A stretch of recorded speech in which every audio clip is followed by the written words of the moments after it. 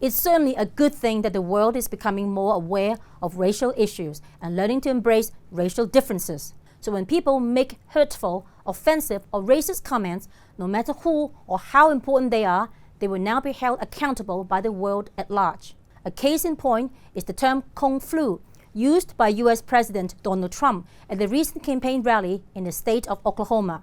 Trump has been pushing this phrase as a way to shift blame about the coronavirus pandemic to China or Chinese people in general. It also appears to be a means of distracting the public from its inadequate national response to COVID-19 challenges.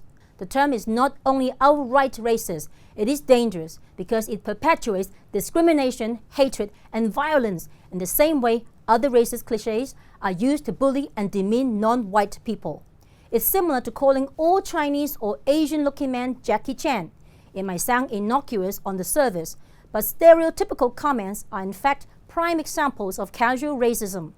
When we put people in a box and classify them as certain types without understanding their backgrounds, we are prejudging them on the basis of race.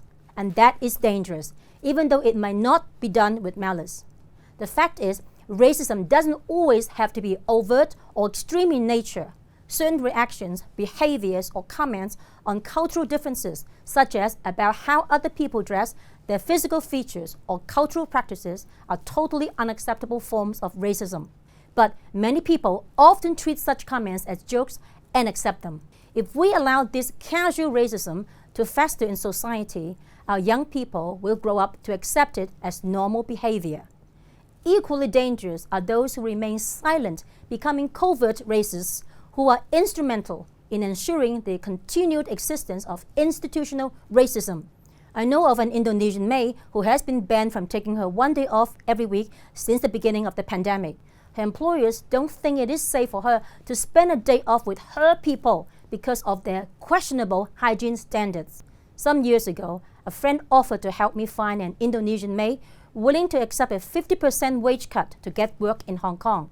When I refused, telling her I thought it was wrong, her reply was, "A couple of $1,000s is enough. You don't have to pay the market rate. That's plenty of money for her to send home since you provide accommodation and food." Many employers hire Indonesians because they are so much cheaper and much easier to handle. As the world moves, hopefully, towards more equality for all, there have been calls to remove words considered racially problematic, like master as in master bedroom and whitening as a term for certain skin products. I'm all for it, but this would just be window dressing and would not go far enough to bring about fundamental changes. It would be like the Chinese saying which describes changing the broth in a soup without changing the ingredients. Passive racism is often concealed and condoned because on the surface, it doesn't seem to do much harm. Hong Kong needs to wake up to the fact that the city will remain behind the times as long as racism to any degree is left unchecked. Times are changing, so next time you hear someone perpetuating stereotypes or inciting racist behavior of any kind, call them out. You are equally culpable if you stand by and let it happen.